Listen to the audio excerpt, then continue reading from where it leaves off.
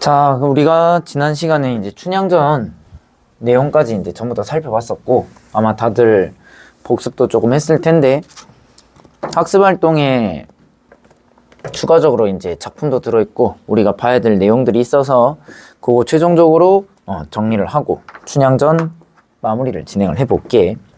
자, 일단 학습 활동 책은 124쪽인데, 거기 124쪽에 내용들 하나하나 정리를 해볼게. 먼저 첫 번째, 이 소설의 중심 사건을 이몽룡과 관련된 단어를 활용해서 뭐 정리해보자고 나와 있는데, 뭐 이런 거는 그냥 쭉 한번 읽어보면 될 것 같아.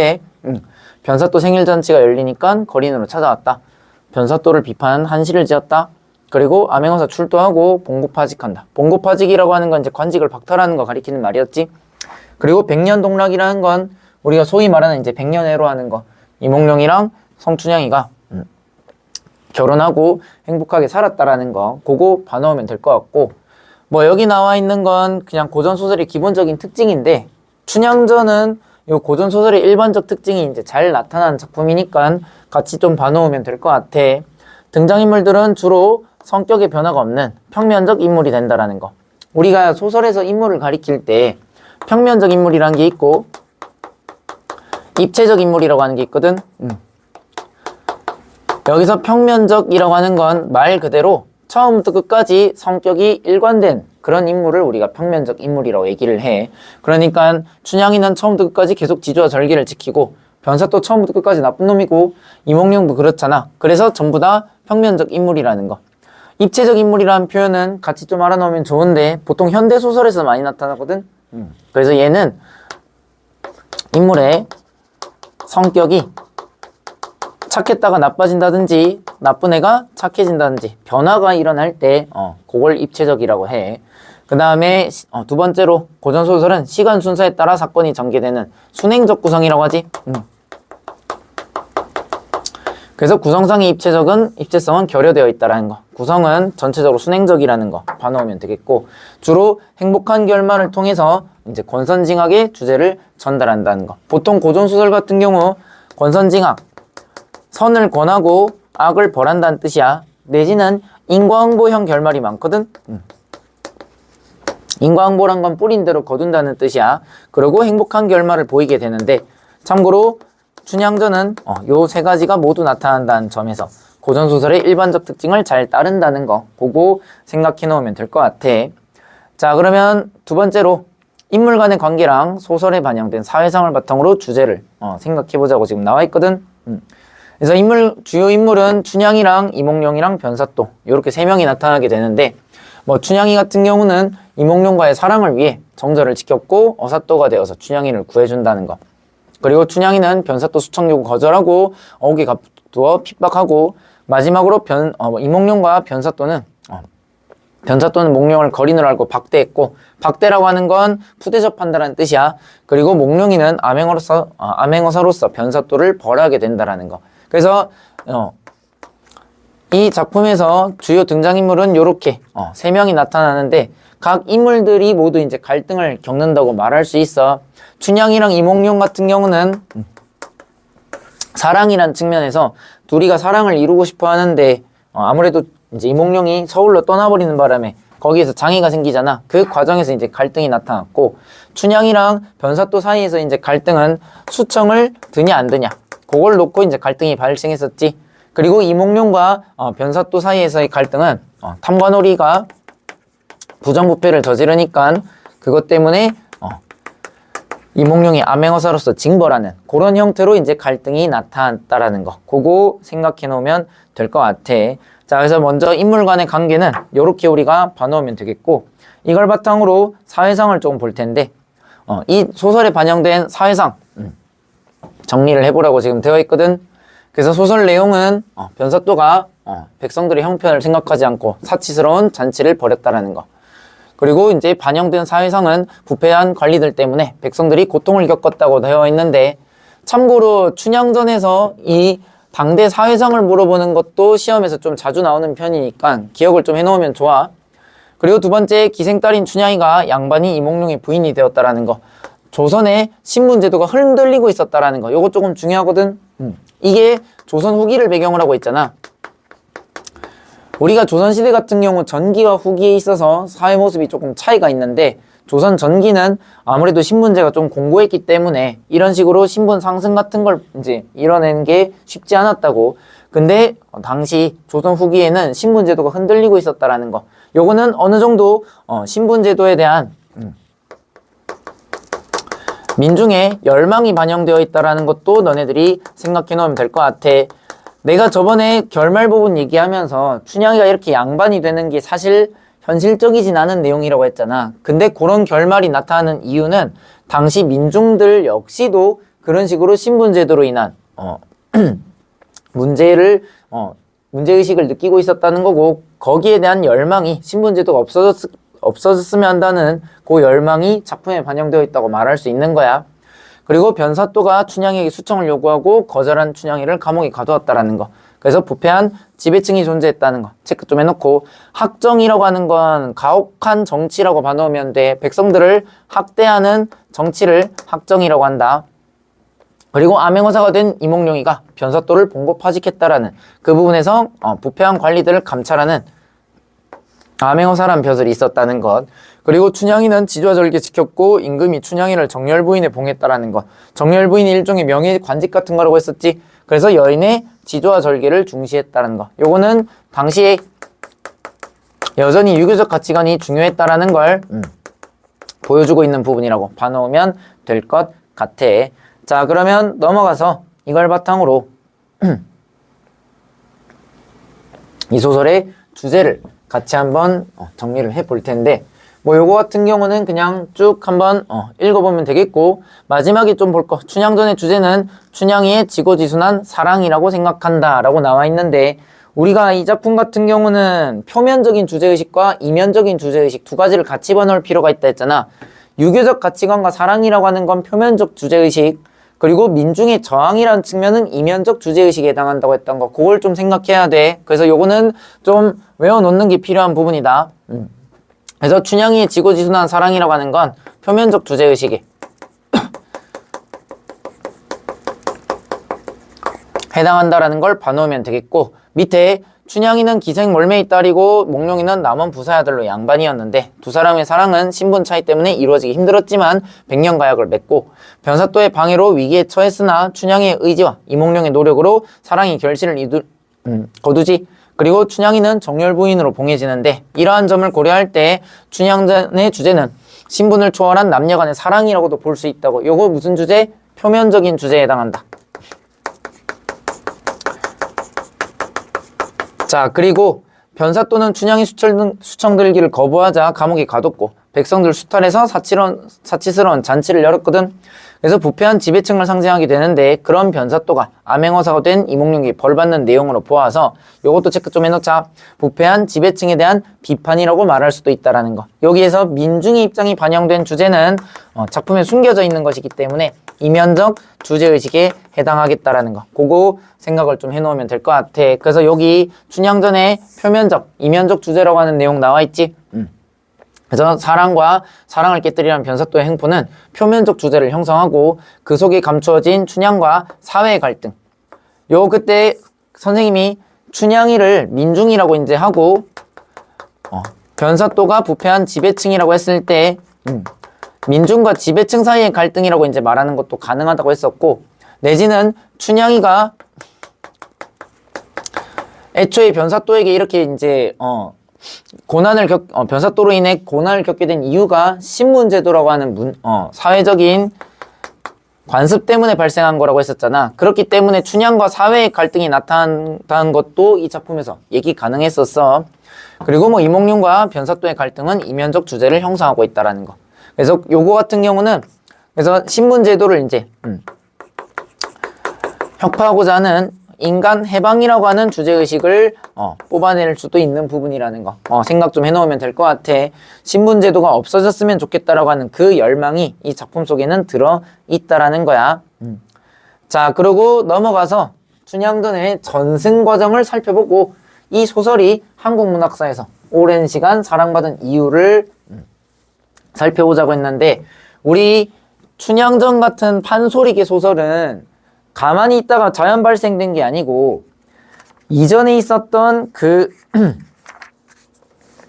근원설화를 바탕으로 근원설화가 짬뽕 되어가지고 판소리가 만들어지고 그게 판소리기 소설로 이어진다고 했었잖아. 기억나니? 근원설화 예전부터 있었던 근본이 된 이야기가 5가지 있었어. 춘향전에. 그게 지금 여기 나와 있는 거야. 요거 시험에서 뭐 보기 같은 형태로 나올 수 있으니까 체크 좀 해놔야 돼. 연려, 신원, 관탈민녀, 염정, 암행어사설화. 요거 기억 좀 해놓으면 좋겠고, 이게 짬뽕이 되어가지고 먼저 판소리 춘향가가 만들어지고, 그리고 얘가 인기가 많아지다 보니까 판소리계 소설이 된다고 했고, 그러고 나중에 개화기에 이르게 되면 신소설이라고 하는 고전소설에서 한 단계 나아간 문학 장르가 등장한다고 했는데, 신소설에서는 옥중화라는 이름으로 나타난다고 했었지. 그리고 그 이후에 현대에 이르러서도 춘향전을 모티프로 해가지고 되게 여러 가지 작품들이 만들어지고 있기 때문에 그 모습이 한국 문학의 흐름을 보여준다고 봐놓으면 돼. 그래서 근원설화 5가지 요거 쌤이 수업하면서 한번 얘기했던 거니까 기억해놔야 돼. 그리고 판소리기 소설. 판소리는 가라고 했다, 노래. 그리고 소설일 때는 춘향전. 소설에는 전이란 말이 붙는다고 했고, 춘향전을 재구성한 작품 신소설 옥중화라고 하는 거. 지금 1912년 보이지? 감옥 속의 핀 꽃이라고 했었어. 요거는 고전소설 다음 단계에 등장했던 문학 장르라고 보면 되고, 뭐 영화 춘향전이라고 하는 것도 있고, 뭐 선생님 어렸을 때는 뭐 쾌걸 춘향이니 내지는 뭐 방자전이니 뭐 이런 춘향전을 모티프로 한 다른 여러 가지 작품들이 만들어졌었거든. 그래서 요거는 암기를 조금 해놓으면 되는 부분인 것 같아.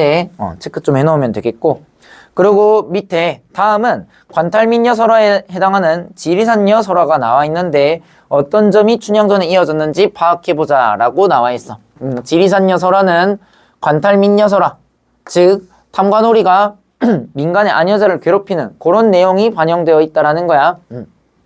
그래서 읽어보면, 지리산 구례연에 사는 사람의 딸이 아름다웠다. 여자는 지리산에서 살면서 집안이 가난했으나 도리를 극진히 했고, 백제 임금이 그 여자가 아름답다는 말을 듣고는 여자를 궁궐로 들이려고 했다. 이게 지금 관탈이지. 그러자 여자는 이 노래를 지어 죽기를 맹세하고 임금의 명령을 따르지 않았다 하면서 지금 여성이 정절을 지키고 있는 모습을 보여주고 있다. 자, 그래서 지리산녀 설화에서는 권력을 지닌 백제 임금이 힘없는 백성인 여자의 정절을 빼앗으려 하자 여자가 여기에 저항했어. 이렇게 힘을 가진 지배층이 신분이 낮은 여인을 핍박하는 이야기 구조가 춘향전에 이어져가지고 체크만 해놓을까? 춘향전에서는 힘을 가진 변사또가 신분이 낮은 춘향에게 수청 요구하면서 핍박했고, 춘향이가 정절을 지키는 내용으로 계승되었다라는 거. 그거 봐놓으면 될 것 같다. 뭐 요거는 특별히 어려운 내용은 아니니까 그냥 봐놓으면 될 것 같아.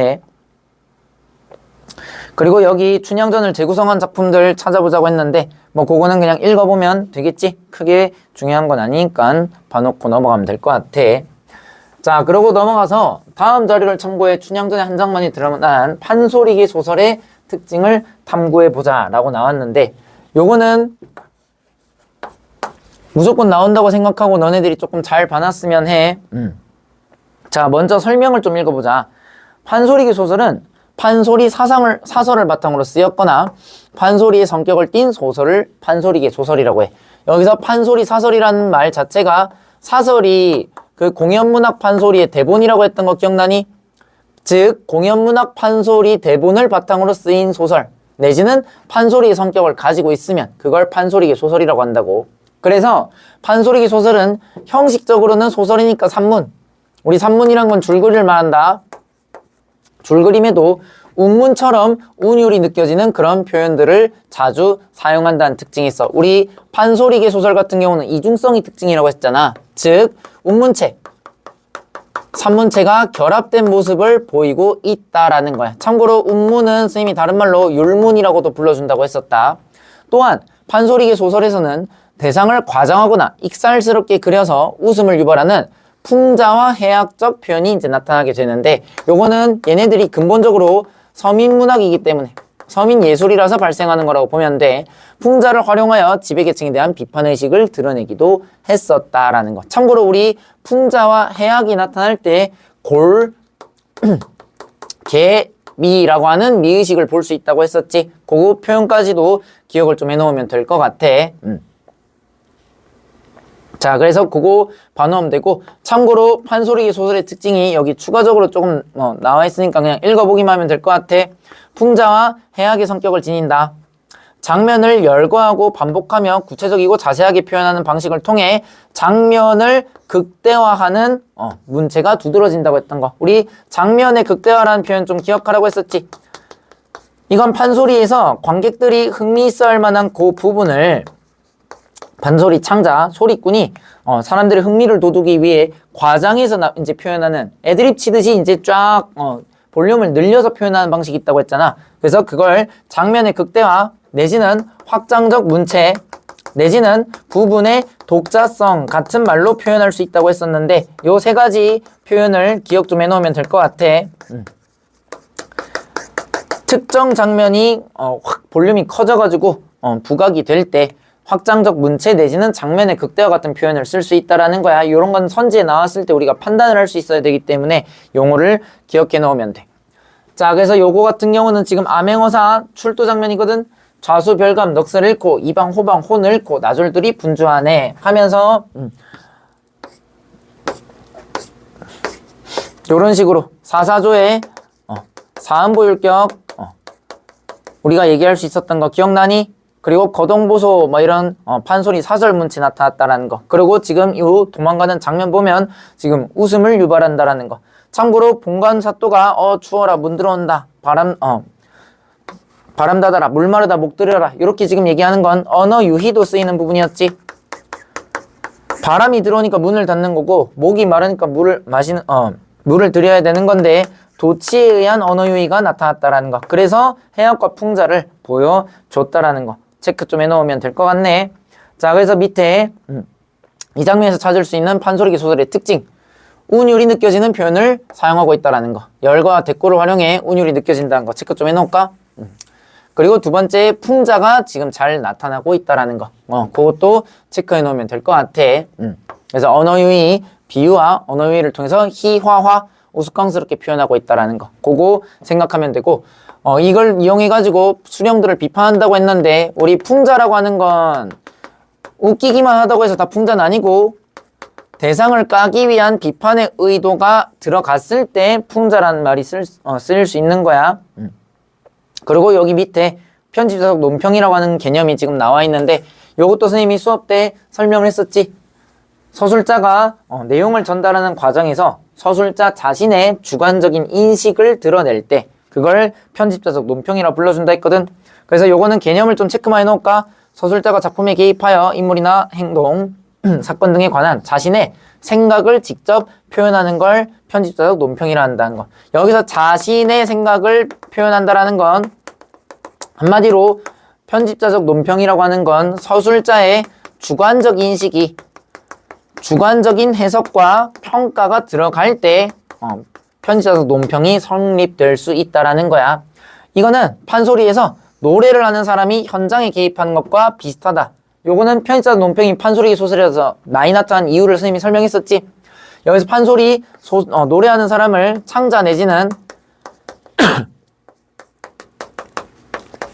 소리꾼이라고 불러주게 되는데 중간중간 이제 관객들과 호응하는 과정에서 애드립 같은 걸 이제 친다고 했었잖아. 막 추임새 넣고 뭐 하는 과정에서 창자가 자기 얘기를 하게 되는데 그게 소설에서는 편집자적 논평으로 나타난다고 봐놓으면 될 것 같아. 그래서 뭐 서술자가 등을 밀쳐내니 어찌하니 명관인가 하는 이런 식으로 반어적 표현을 쓰는 게 편집자적 논평에 해당한다라는 거 봐놓으면 될 것 같다. 자, 그러고 이제 넘어가서 여기에는 우리 문학의 전통을 계승한 이문구의 유자소전이라고 하는 현대소설이 지금 들어있거든. 그래서 요거를 우리가 최종적으로 같이 봐놓으면 될 것 같아. 자, 먼저 유자소전에 대해서 조금 이야기를 하면 얘는 제목이 지금 유자 소전이라고 지금 되어 있거든. 여기서 전이라고 하는 건 지금 춘향전 할 때도 이제 붙어 있지만 인물의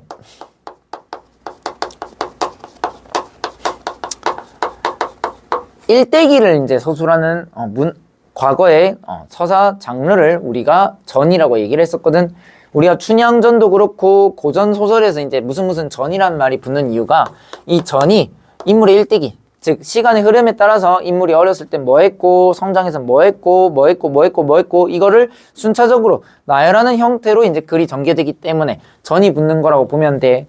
보통 이 전이라고 하는 문학 양식은 이 인물이 본받을 만한 모습이 있는 경우들이 많거든. 그래서 그 인물의 행적을 제시하고 거기서 얻을 수 있는 교훈이나 깨달음 같은 게 무엇이 있는지를 전달하는 게 전의 양식이라고 이제 봐놓으면 돼. 그래서 교훈을 전달하기 위한 거라고 볼 수 있는데 앞에 소는 그냥 작을 소자, 작은 이야기란 뜻이야.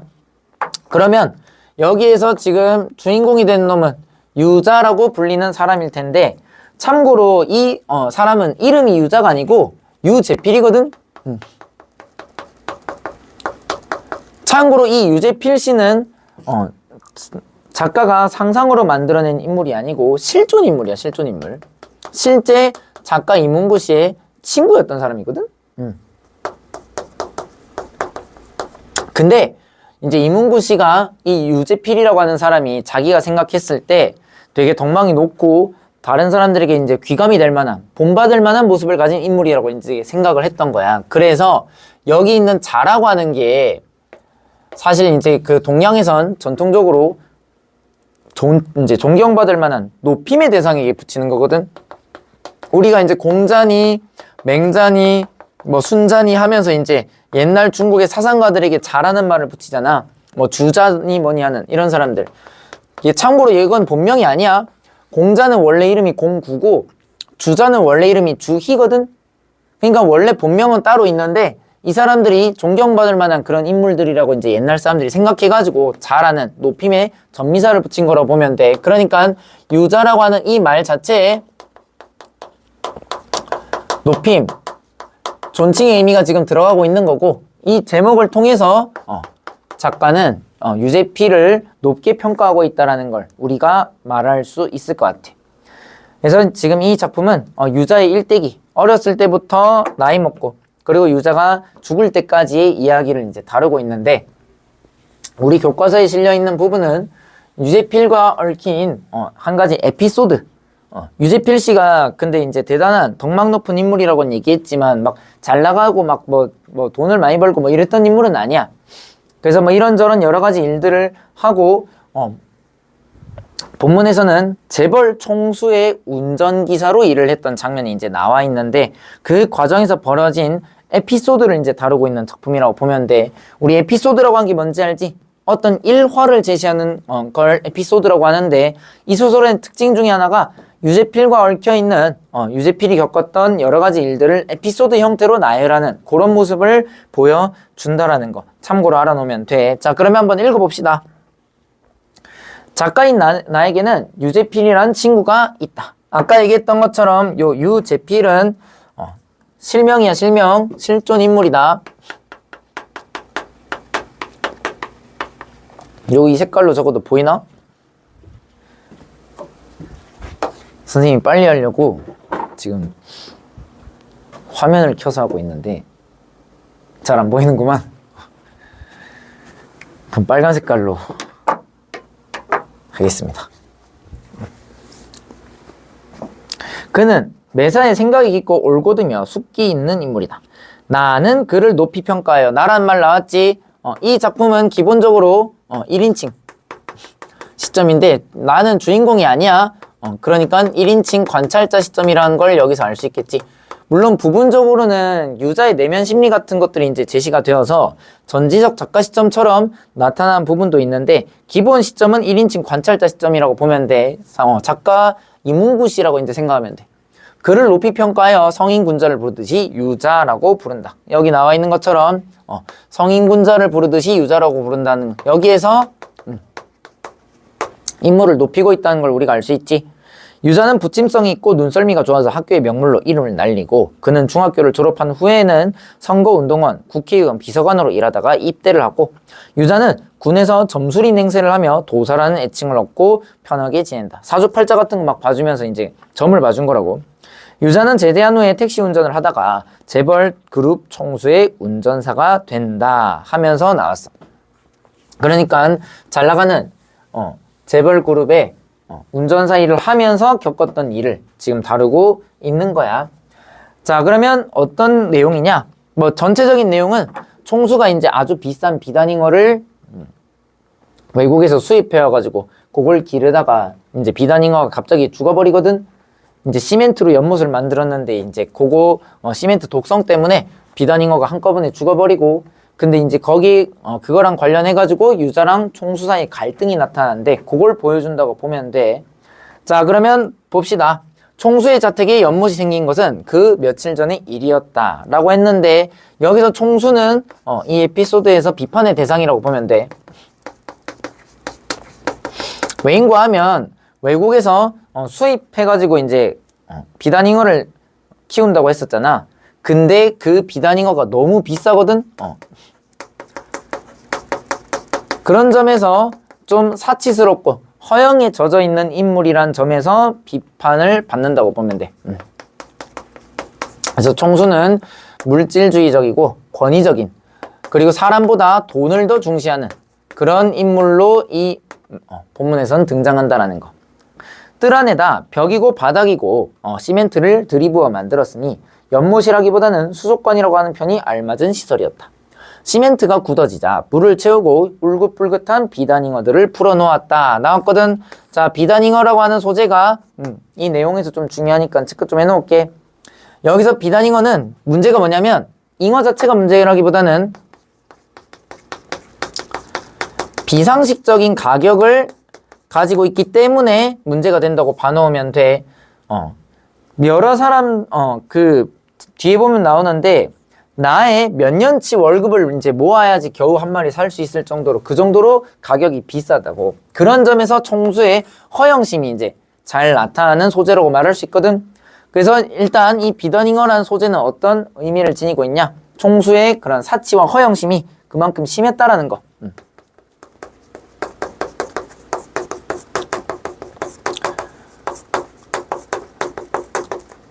즉 총수가 물질주의적인 가치관을 가진 인물이라는 걸 보여주는 소재라고 보면 돼.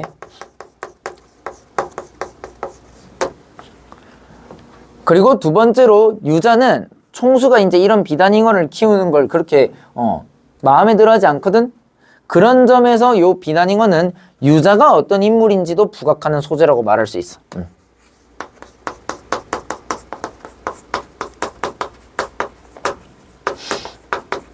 유자의 인물됨을 부각하는 소재라고 말할 수도 있다. 왜냐? 유자는 이런 총수의 모습을, 총수의 태도를 못마땅해 하니까.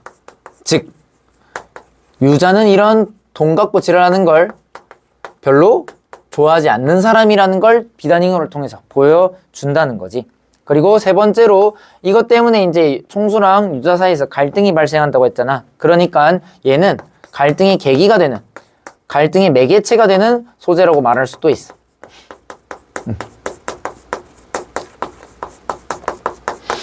아이고. 갈등의 계기, 갈등의 매개체.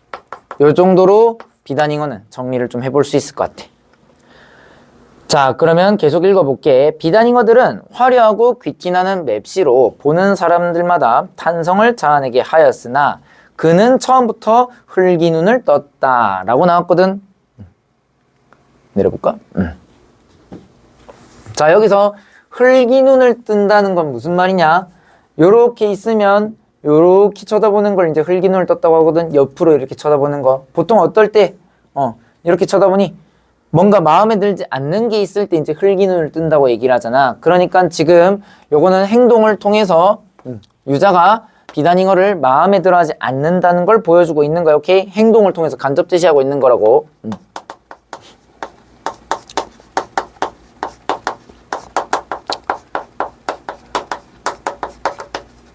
행동을 통해 간접 제시하고 있다는 거 체크 좀 해놓을게. 잘 보이는지 모르겠어.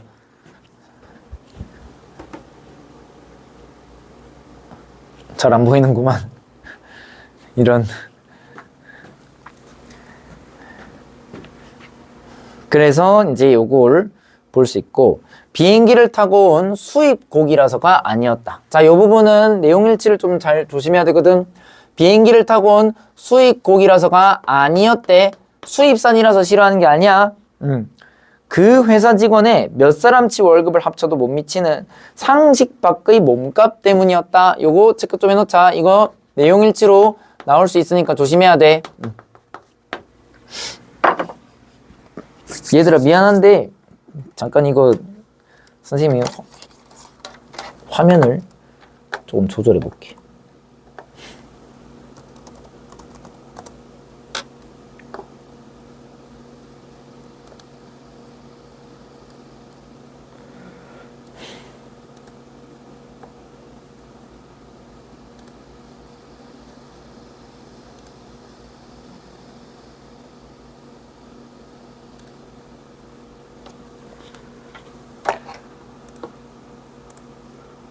아이고.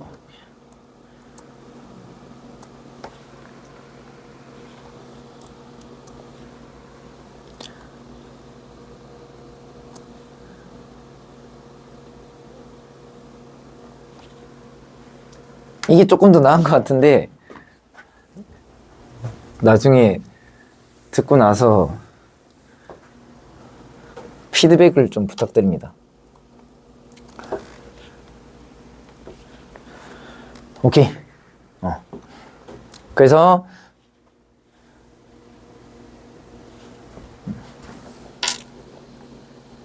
상식 밖의 몸값 때문에 그래서 이제 유저가 마음에 들어하지 않는다는 걸 봐놓으면 돼. 자, 비단잉어들은 화려하고 귀티나는 맵시로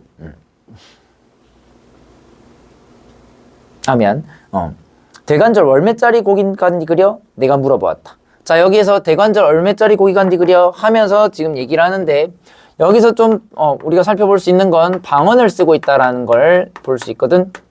참고로 이제 이문구 씨도 그렇고 유재필 씨도 그렇고 얘네들이 충청도 보령 사람이거든. 그래서 작품을 보면 이렇게 방언을 사용하는 모습을 우리가 좀 살펴볼 수 있어. 우리가 보통 작품에 방언이 등장하게 되면 현장감, 생동감 같은 것들을 부여해준다고 이야기를 하잖아. 그래서 방언을 쓰고 있다라는 거 체크 좀 해놓으면 될 것 같아. 그리고 좀 더 친근한 느낌을 준다고 생각해 놓으면 돼. 내가 물어보았다. 마리당 80만 원씩 주고 가져왔냐? 그 회사 직원들의 봉급 수준을 모르기에 내 월급으로 계산을 해보니 자그마치 3년 4개월 동안이나 봉투째로 쌓아야 겨우 한 마리 만져볼까 말까한 값이었다. 그러니까 지금 이 말은 비단잉어가 거의 몇 년 동안 지금 모아야지 월급을 모아야지 겨우 살 수 있는 그 정도의 가격을 지니고 있다고 지금 이야기를 하는 거지. 그래서 서민의 삶과 괴리가 있는 상류층의 사치스러운 생활을 보여주고 있다. 참고로 여기서 우리 내용일치로 조금 나올 수 있는데 3년 4개월이면 40개월이잖아, 맞지? 40개월 모아야지 살 수 있다라고 하는 건 당시 내 월급이 얼마라는 거야? 내용일치로 이런 것도 나올 수 있다. 2만 원이라는 거겠지? 그래야지 이제 40 곱하면 80만 원이 되는 거니까 요것도 조금 체크해 놓으면 될 것 같아. 요거는 아무래도 한 50년 정도 전 얘기니까 한 1970, 80년대 일을 다루고 있거든. 이 당시는 70년대야. 그러니까 물가가 지금이랑 다르다는 거 생각해. 웬 놈의 잉어가 사람보단 비싸다냐? 내가 기계가 막혀 두렁거렸더니 보통 것은 아닐러만 그려. 자, 여기서 보통 것은 아닐러만 그려 같은 경우는 대단한 놈이라고 지금 얘기를 하는 건데 이건 진짜 리얼 대단하다 리스펙한다기보다는 요거는 조금 비꼬기 위한 의도에서 하는 말이라고 보면 돼. 그러니까 보통 것은 아닐러만 그려. 요건 반어적 표현이라고 말할 수 있는 거겠지. 당연하게도 이렇게 반어적 표현을 쓰는 이유는 총수의 그런 허영심, 사치를 비꼬고 비웃기 위한 거야.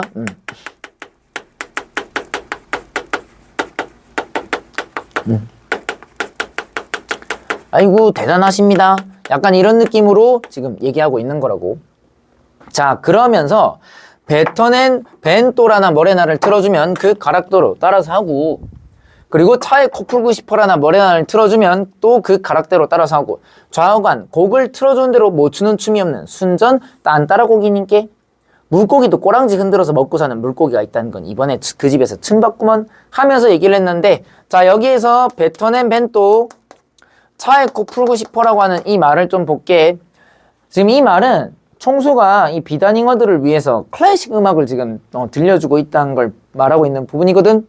그래서 뱉어낸 벤또는 베토벤을 지금 말하고 있는 거고, 차에 코 풀고 싶어는 차이코프스키라는 이제 러시아 음악가를 얘기하는 건데, 문제는 베토벤을 뱉어낸 벤또라고 지금 말하고 있어. 참고로 벤또는 일본말로 도시락을 가리키는 거다. 그러니까 뱉어낸 도시락 이렇게 지금 얘기를 하고 있고, 그 다음에 차이코프스키도 차에 코 풀고 싶다고 지금 얘기를 하고 있잖아. 요거는 발음의 유사성을 이용해 가지고 유자가 말장난을 하고 있는 부분이라고 봐놓으면 돼. 오케이? 웃기게 표현하기 위해서 발음 비슷한 다른 말로 바꿔서 표현하고 있는 거야. 그래서 이 부분 역시 언어 유희가 나타나는 지점이니까 체크를 좀 해놓을게. 그래서 이 장면은 외국 음악가의 이름을 우스꽝스럽게 표현함으로써 희화화를 하는 부분이라고 보면 돼. 해악성을 만들어낸 부분이야. 좀 적어 놓을게. 외국 음악가의 이름을 우스꽝스럽게 바꿔서 발음하고 있다라는 거.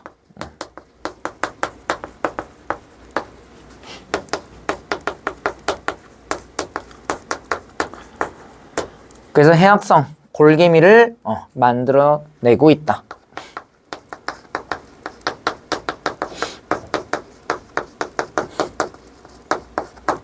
요건 당연하게도 지금 비단잉어한테 클래식 들려주는 걸 비웃고 비꼬려는 거야.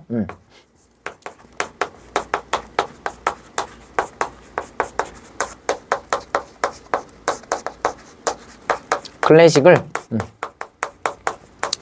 들려주는 행위를 비웃고 비꼬려는 의도로 얘기를 하고 있다. 좀 오버하는 거잖아. 뭐 비단잉어가 암만 뭐 비싸다고 해가지고 걔가 노래를 알아듣는 건 아닐 텐데, 음악을 들을 수 있는 게 아닐 텐데, 그걸 지금 뭐라 하고 있는 거야. 자, 그래서 그거 보면 되는데, 몇 가지 조금 더 표현적으로 우리가 반호차면, 지금 순전 딴따라 고기님께라고 했거든. 여기서 딴따라라고 하는 건 우리가 예술가를 이제 과거에 조금 비하해서 표현할 때 딴따라라고 얘기를 했거든. 그러니까 이건 좀 비하하는 말이니까 비칭, 비속어가 지금 쓰이고 있는 거라고 볼 수 있어. 이 작품은 방언뿐만 아니라 중간중간 이렇게 비속어가 나오는 모습도 볼 수 있거든. 그래서 이런 비속어 역시도 웃음을 유발하는 요소 중에 하나라는 거 체크 좀 해놔. 그리고 물고기도 꼬랑지 흔들어서 먹고 사는 물고기가 있다는 건 이번에 그 집에서 춤봤구만 했는데, 거기 꼬랑지 흔들어서 먹고 사는 물고기, 얘가 비단잉어 말한 거지? 근데 참고로 이것도 좀 알아놓자. 꼬랑지라는 표현도 비속어다. 이게 꽁지를 좀 낮게 부르는 말이 꼬랑지거든. 그래서 이것도 비속어가 쓰이고 있다라는 거 생각을 좀 해놓으면 될 것 같아. 비속어를 이제 사용하게 되면 조금 우스꽝스러운 효과가 만들어진다고 생각하면 편해. 알겠니? 요것도 정리를 좀 해보자. 비속어를 사용하게 되면 대상을 우스꽝스럽게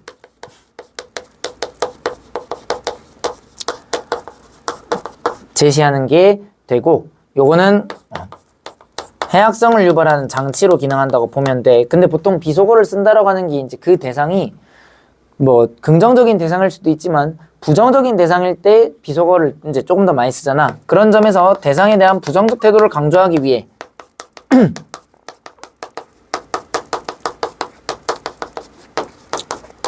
부각하기 위해 비속어를 쓴다 라고 얘기하는 것도 가능할 것 같아. 자, 그런데 이 비단잉어들이 새벽에 떼죽음을 당한 것이었다. 여기서 비단잉어들이 떼죽음 당했다라고 하는 이게 중심 사건이라고 봐놓으면 돼.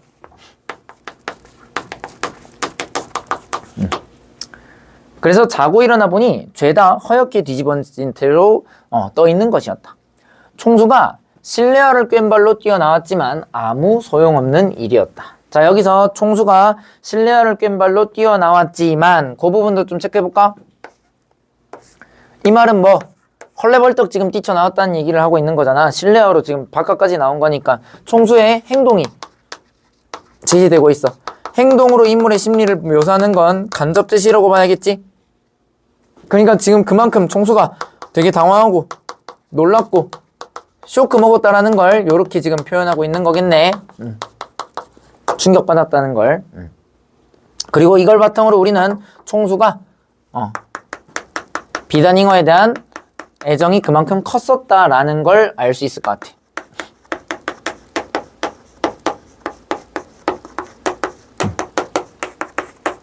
아끼는 잉어였다라는 거지. 그러니까 죽었다는 얘기 듣고 헐레벌떡 놀라가지고 뛰쳐나온 거겠지.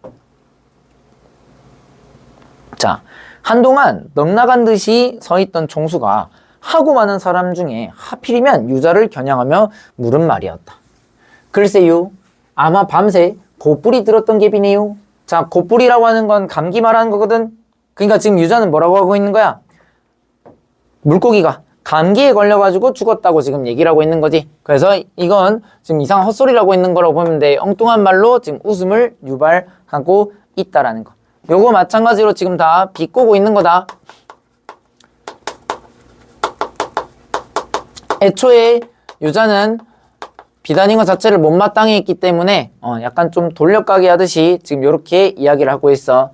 그리고 여기에서 유자의 말하기 방식을 우리가 좀 알아놓을 필요가 있는데, 요거 춘향전 할 때도 선생님이 좀 중요한 표현이니까 기억해 놓자고 했거든.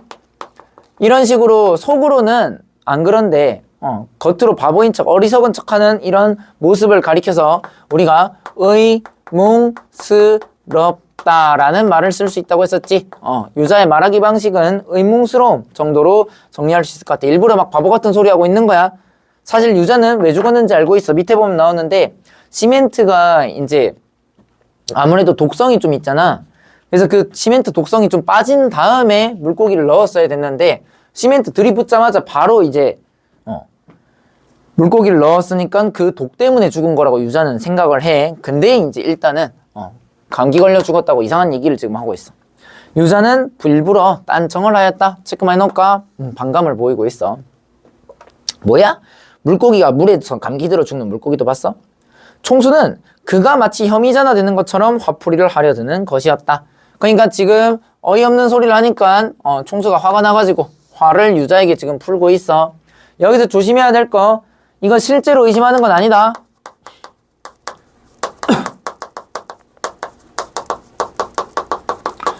진짜 유자가 죽였다고 생각하는 게 아니고 혐의자나 되는 것처럼이란 건 그냥 비유적 표현이고 실제로 그렇게 생각했다는 건 아니니까 조심해야 돼. 자, 그는 비위가 상했다라는 건 지금 어떤 감정? 불쾌한 감정을 느끼고 있는 거지. 그래서 그야 팔자가 사나서 이런 후진국의 시집아 산란있게 여러 가지 이루고다가 객고가 쌓여서 조시도 안 좋았을 테고, 그런디다가 부르쓰고 지루박이고 가락을 트는 대로 디립다 초댔으니까 과로에서 몸살기도 다소 있었을 테고, 본래 밭들어서 키우는 새끼들일수록 나다가 탈이 많은 법이니께 하면서 얘기했거든. 자, 여기도 좀 말하는 방식을 좀 봐야 될 텐데, 먼저 팔자가 사나워서 이런 후진국의 시집아 살라니께 후진국이란 말 썼어. 뭐 1970년대 한국은 선진국은 아니었지. 뭐 후진국이란 표현보다는 개발도상국이라고 이제 봐야 될 텐데, 이 말을 한 이유는 뭐냐면 지금 우리 상황에 이렇게 존나게 비싼 비단잉어를 키우는 게 맞다 안 맞다? 안 맞다는 얘기를 하기 위해서 이제 후진국의 시집아 살라니께 어쩌고저쩌고 얘기를 하는 거야. 그래서 지금 요거는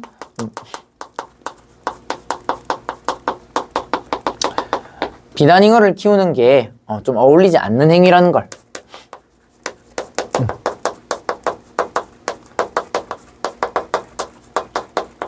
그걸 강조하기 위해서 후진국이란 말을 쓴 거라고 봐놓으면 되겠고, 객고가 쌓여서, 객고는 객지에서 고생을 했고 조시도 안 좋았을 때고, 조시는 컨디션을 일본어로 가리키는 거라고 보면 돼. 그런디다가 부르쓰고 지루박이고 가락을 트는 대로 디립다 쳐든다고 했거든. 자, 부르스, 지루박이란 표현도 좀 봐놔야 돼. 이게 이제 블루스라고 하는 게 이제 원래 그 남녀가 이렇게 서로 이제 커플로 약간 껴안고 좀 찐득하게 추는 춤을 말한 거거든. 지루박도 이제 약간 나이 든 분들이 무슨 디스코텍 같은 데 가가지고 이제 추는 그런 걸 말하는 거야. 그러니까 지금 이거는 실제로 들려준 건 뭐였어? 베토벤, 차이코프스키를 들려줬는데 그걸 브루스 지루박처럼 조금 약간 안 좋은 식으로 지금 표현하고 있는 거야. 그래서 지금 이거는 고의적으로 클래식을 좀 천박하게 표현하고 있는 부분이라고 보면 돼. 원래 막 블루스니 뭐 지루박이니 이런 것들이 과거에 약간 무슨 불륜 같은 것들, 불륜 남녀들이 이제 무슨 콜라텍? 뭐 이런 데 가가지고 잘 모르겠어.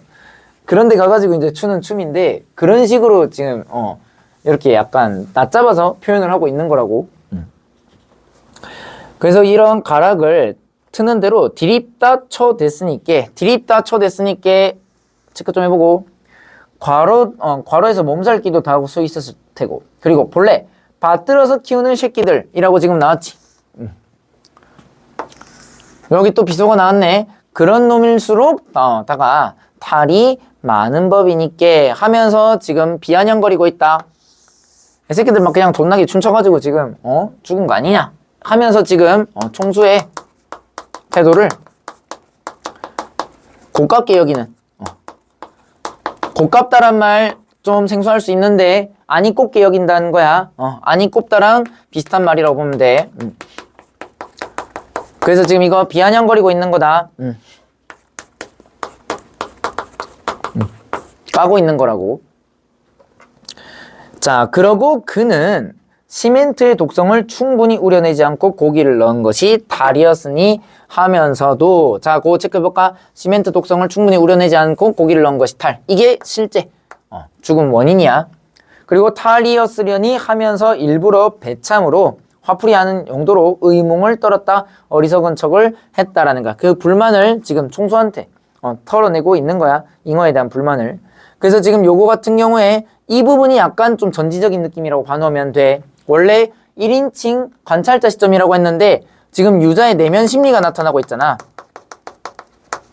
그런 점에서 살짝 부분적으로는 전지적인 모습도 나타난다는 거야. 학교에서 얘기하면 몰라도 되는데 일단 요런 부분이 나오긴 하니까 체크 좀 해놓을게. 하는 말마다 저 말 같지 않은 소리 시끄러 이 사람아 하면서 총수는 말 가운데 어디가 어떻게 듣기 싫었는지 자기 성질을 못 이기며 돌아섰다 하면서 지금 유자소전의 본문이 마무리가 됐어. 자, 그래서 지금 이 작품은 우리 문학의 전통이라고 하는 것이 어떻게 현대까지 계승되고 있는지를 보여주기 위해 들어있었던 거라고. 그래서 밑에 이 소설에서 독자의 웃음을 유발하는 표현을 찾고 표현 효과를 정리해보자. 비속어 사용, 딴따라, 새끼들 이런 거 써서 웃음 유발하는 거 첫 번째. 그리고 언어 유희, 벡터는 벤또 이거 발음의 유사성이었었지. 그리고 이제 유자의 능청스러운 말투, 총수와의 대화에서 죽은 이유에 대해 능청스럽게 의문스럽게 대꾸하면서 웃음을 유발하고 있다라는 거. 그거 봐놓으면 돼.